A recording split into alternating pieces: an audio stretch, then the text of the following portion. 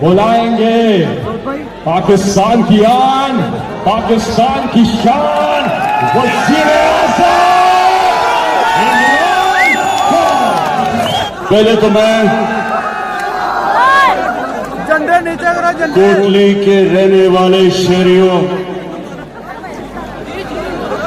मेरे प्यारे कश्मीरियों और पाकिस्तानियों, इस शानदार इस्तकबाल का मैं आपका दिल से शुक्रिया अदा करता हूं। बहुत बहुत शुक्रिया। आज मेरे यहां आने का मकसद दुनिया को एक पैगाम देना है कि दुनिया ने कश्मीर के लोगों से 1948 में वादा किया था। यूनाइटेड नेशंस की सिक्योरिटी काउंसिल की रेजोल्यूशंस के मुताबिक कश्मीर के लोगों को हक मिलना था अपने मुस्तकबिल का फैसला करने के लिए। तो आज मैं यहां आया हूं सबसे पहले तो दुनिया को याद कराना कि वो जो हक दिया गया था कश्मीर के लोगों को, वो वादा पूरा नहीं हुआ। जबकि यही यूनाइटेड नेशंस की सिक्योरिटी काउंसिल ने ईस्ट तिमोर, इंडोनेशिया, एक मुसलमान मुल्क का एक जजीरा था, वहां क्रिश्चियन ज्यादा थे, उनको वही हक ईस्ट तिमोर को दिया गया और वो बड़ी जल्दी पूरा किया गया, रेफरेंडम करवाया गया और उनको आजाद कर दिया। तो मैं आज यूनाइटेड नेशंस को याद कराना चाहता हूं। मैंने यूनाइटेड नेशंस की जनरल असेंबली में भी याद कराया, आज भी करा रहा हूं और हमेशा याद कराऊंगा कि आपने अपना हक पूरा नहीं किया। आपने जो वादा था वो पूरा नहीं किया। और दूसरी चीज, मैं कश्मीर के लोगों को यह कहना चाहता हूं कि इंशाअल्लाह जब ये आपको आपका हक मिलेगा, कश्मीर के लोगों को मकबूजा कश्मीर और आजाद कश्मीर, कि जब आप अपनी मुस्तकबिल का फैसला करेंगे और कश्मीर के लोग इंशाअल्लाह जब पाकिस्तान के हक में फैसला करेंगे, मैं ये भी आज कहना चाहता हूं कि उसके बाद पाकिस्तान कश्मीर के लोगों को वो हक देगा, उनको वो राइट देगा कि आप आजाद रहना चाहते हैं या आप पाकिस्तान का हिस्सा बनना चाहते हैं। ये आपका हक होगा। मैं आज दूसरी वजह से यहां इसलिए आया हूं कि मैं मकबूजा कश्मीर के लोगों को एक पैगाम देना चाहता हूं। और जिस तरह अभी मेरे से पहले वजीर खारजा ने कहा कि सारा पाकिस्तान आज मकबूजा कश्मीर की अवाम के साथ खड़ा है, लेकिन सिर्फ सारा पाकिस्तान ही नहीं आपके साथ खड़ा, मुसलमान दुनिया आपके साथ खड़ी है। अगर मुसलमान हुकूमतों में किसी की वजह से भी अगर वो आपको आज सपोर्ट नहीं कर रही, ये मैं आपको यकीन दिलाता हूं कि सारी मुसलमान दुनिया की अवाम मकबूजा कश्मीर के लोगों के साथ खड़ी है। बल्कि मैं इससे भी आगे जाता हूं, वो लोग जो मुसलमान भी नहीं लेकिन जो इंसाफ पसंद है, वो भी सब आज समझते हैं कि कश्मीर के लोगों को वो हक देना चाहिए जो यूनाइटेड नेशंस ने वादा किया था। मैं ये भी कश्मीर के मकबूजा कश्मीर के लोगों को पैगाम देना चाहता हूं कि हमें सब एहसास है जिस तरह के जुल्म आप पे हुए और हो रहे हैं, जिस तरह घरों में खबर आती है, मां बाप को खबर आती है कि उनके बेटे को गायब कर दिया गया, कहीं ले गए, जेल पे ले गए, या खबर आती है कि बेटा शहीद हो गया। मैं आपको एक बाप होते हुए ये कहना चाहता हूं कि हम सबको पता है कि आपके ऊपर क्या गुजरती होगी, किस किस्म की तकलीफों का आप सामना कर रहे हैं, किस किस्म के जालिम का अब मुकाबला कर रहे हैं और खड़े हैं आप। मैं ये भी आपको कहना चाहता हूं कि मेरे में जितनी भी हिम्मत हुई, हर फोरम के ऊपर मैं आपकी आवाज बुलंद करूंगा और कर रहा हूं और करता रहूंगा, चाहे यूनाइटेड नेशंस हो, चाहे दुनिया के लीडर्स हो, यूरोपियन यूनियन के लीडर्स हो, बरतानिया का जो पिछला अमेरिका का सदर था, 3 दफा उससे मैंने ताकीद की कि कश्मीर का मसला हल करे। मीडिया के ऊपर आपकी आवाज उठाऊंगा। आप मुतमईन हो जाएं कि जब मैंने कहा था कि मैं कश्मीर का सफीर बनूंगा, जब तक कश्मीर आजाद नहीं होगा, सारी जगह आपकी आवाज बुलंद करूंगा।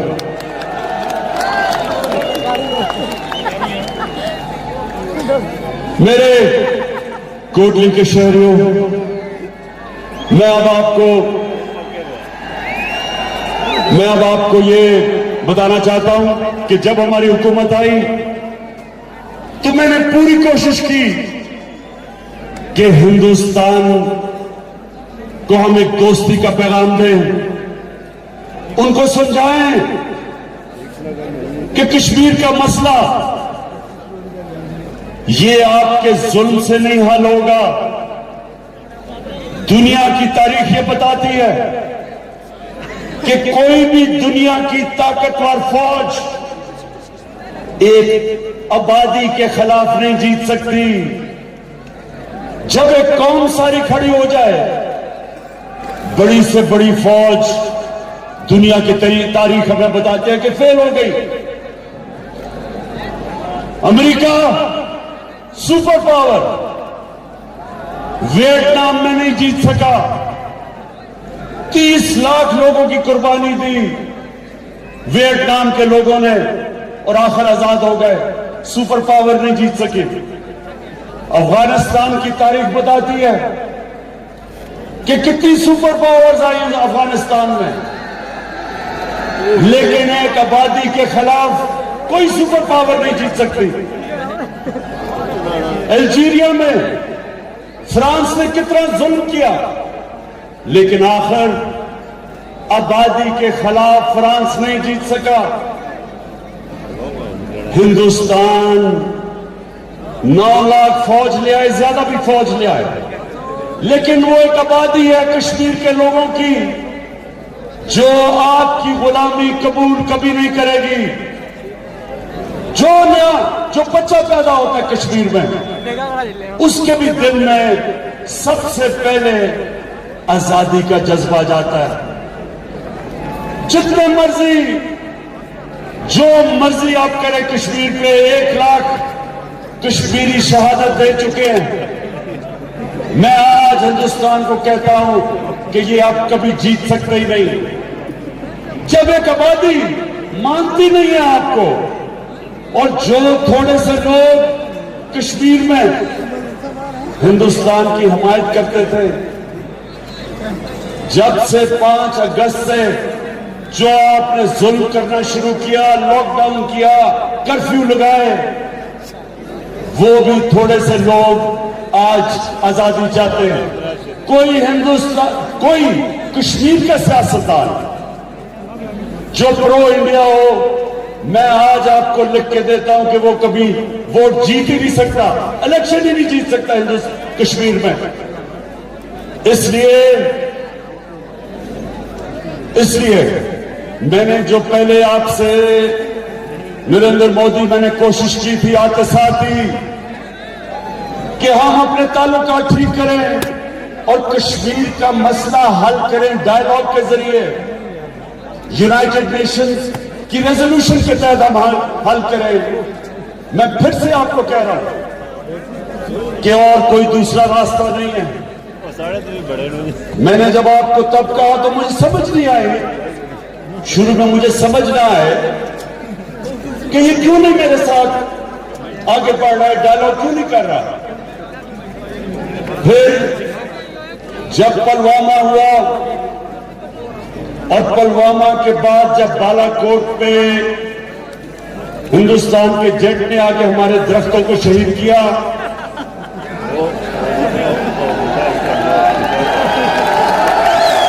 आपको पता मुझे दरख्तों से खास लगा हुआ है, तो बड़ी मुझे तकलीफ हुई कि हमारे उन्होंने दरख्त शहीद कर दिए।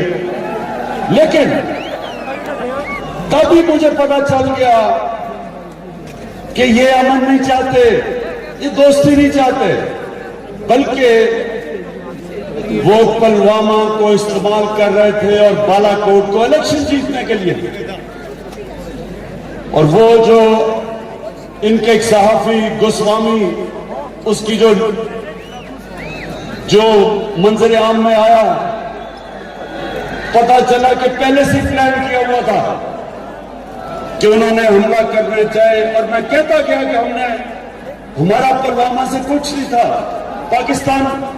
पाकिस्तान पुलवामा के पीछे नहीं था,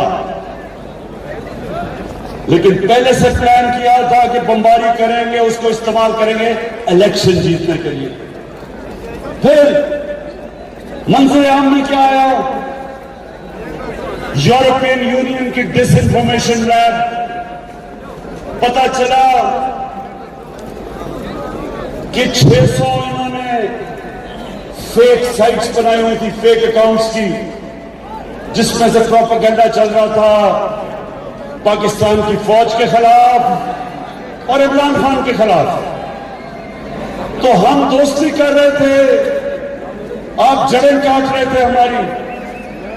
लेकिन आज अब सबके सामने जो आरएसएस का एजेंडा था, जो उनकी आइडियोलॉजी थी, वो सबके सामने है, मंजर आम पे। मैंने हर फोरम पे कहा कि जब भी कोई आरएसएस जिस तरह का एजेंडा लेके आया, हमेशा असल नुकसान अपने मुल्क को करवाया। आज हिंदुस्तान में हालात देखें, मुल्क तकसीम हुआ है। असल में आरएसएस की आइडियोलॉजी ने सबसे ज्यादा नुकसान हिंदुस्तान को पहुंचाया और पहुंचाएगा। आज हिंदुस्तान के किसान निकले हुए हैं, मुसलमानों के जो हालात हैं वो सबके सामने है। जो उन्होंने 2 सिटीजनशिप की लेजिस्लेशन लेके आए, मुसलमान अलहदा तंग, किसान अलहदा तंग, जो अकलियतें हैं हिंदुस्तान की वो सब लोग डरी हुई हैं, क्योंकि इस तरह की आइडियोलॉजी थोड़ी देर के लिए तो फायदा पहुंचा देती है, इलेक्शन भी जिता देती है, लेकिन उसके बाद मुआशरे का सबसे ज्यादा नुकसान इस तरह की फैशिस्ट आइडियोलॉजी करती है। हमारे नबी सल्लल्लाहु अलैहि वसल्लम रहमतुल आलमीन थे, इंसानों के लिए रहमत बन के आए थे, रहमतुल मुस्लिमीन नहीं थे। सब इंसानों के लिए रहमत बन के आए थे। उन्होंने सब इंसानों को इकट्ठा किया, तकसीम नहीं किया। दुनिया की तारीख का सबसे बड़ा लीडर, ना कभी कोई माजी में आया और ना कोई आ सकता है। तो हमें अल्लाह ने कहा उनकी सुन्नत पे चलो, जो भी उनकी सुन्नत पे चलता वो होता है लीडर। कायद आजम, जब कायद आजम ने सियासत शुरू की तो हिंदू मुस्लिम एम्बेसडर कराए जाते थे, इंसानों को इकट्ठा करने वाले लीडर कि मिलकर आजादी की जंग लड़े। जो नेल्सन मंडेला, जो सारा साउथ अफ्रीका उसको क्यों मानता है, उसने इंसानों को इकट्ठा किया, तकसीम नहीं किया। एक तकसीम हुए माशरे को जोड़ा।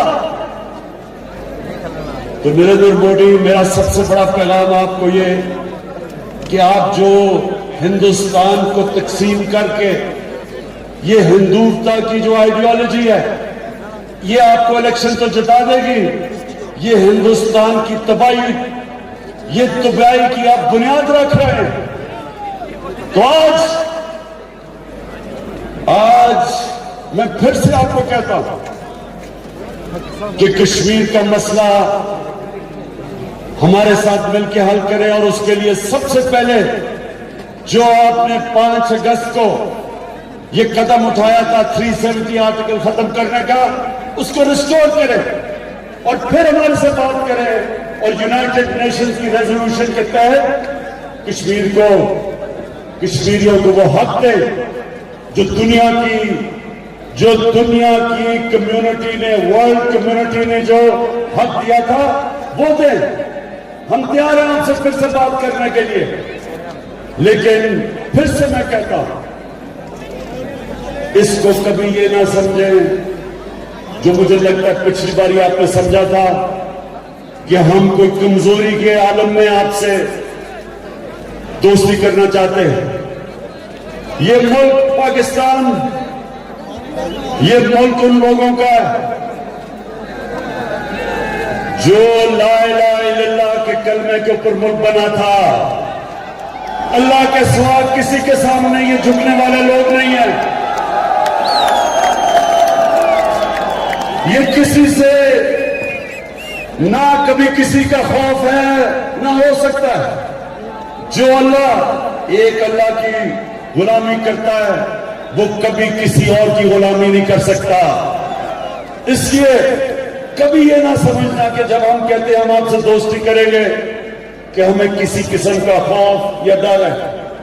हम चाहते हैं कि कश्मीर के लोगों को उनका हक मिले। हम चाहते हैं जुल्म खत्म हो। हम चाहते हैं कश्मीरी भी अपनी जिंदगी का खुद फैसला करे।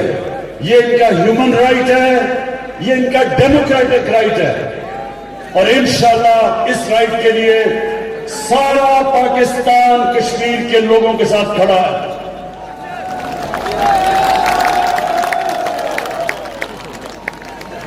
मैं आखिर में मैं जो बात कहना चाहता हूं वो ये कि क्योंकि मैं अपने नबी सल्लल्लाहु अलैहि वसल्लम की सुन्नत पे चलने वाला हूं, मेरी भी पूरी कोशिश है कि मैं सारे अपने पाकिस्तानियों को इकट्ठा करूं, यूनाइट करूं, अपने सारे सूबों को इकट्ठा करूं, जो हमारे इलाके पीछे रह गए हैं उनकी मदद करूं। जिस तरह लाइन ऑफ कंट्रोल में लोगों को मुश्किल वक्त से गुजरना पड़ता है और ये बमबारी करते हैं, खास तौर पे मैं उनको पैगाम देना चाहता हूं कि हम आपकी पूरी मदद करेंगे। आपके लिए मैंने पूरा पैकेज तैयार किया हुआ है कि वहां ये जो बमबारी की वजह से डिसलोकेशन है, इंशाल्लाह आपके साथ हम खड़े रहेंगे।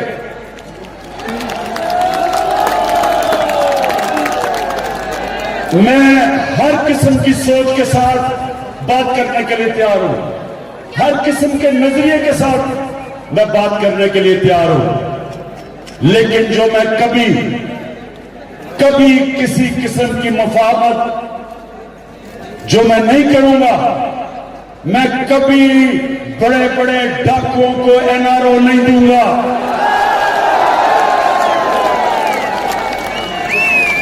हमारे नबी सल्लल्लाहु अलैहि वसल्लम, उनसे किसी ने पूछा कि उन्होंने कहा जी ये तो बड़ी एक कुरैश की लड़की है, औरत है, इससे चोरी की है, ये तो कुरैश खानदान की है, तो इसको माफ कर दें। तो दुनिया के सबसे अजीम लीडर ने कहा कि अगर मैंने इसको माफ कर दिया तो हमारा वो हाल होगा जो तुम्हारे से पहले कितनी कौमें बर्बाद हुई, जिधर ताकतवर के लिए एक कानून और कमजोर के लिए दूसरा कानून। मैं कभी छोटे चोरों को जेलों में डालूं और बड़े डाकुओं को एनआरओ दूं, ये मैं कभी नहीं कर सकता। ये जो मुजफ्फराबाद में सब जमा हुए हैं, आज मैं इधर से सुन रहे मेरी बात कि आपने लॉन्ग मार्च करनी है, बेशक लॉन्ग मार्च करें। आपने लॉन्ग मार्च जिधर भी करनी है, मैं आपकी मदद करूंगा आप करने के लिए। लेकिन अगर आप उल्टा भी लटक जाए, नारों नहीं दूंगा।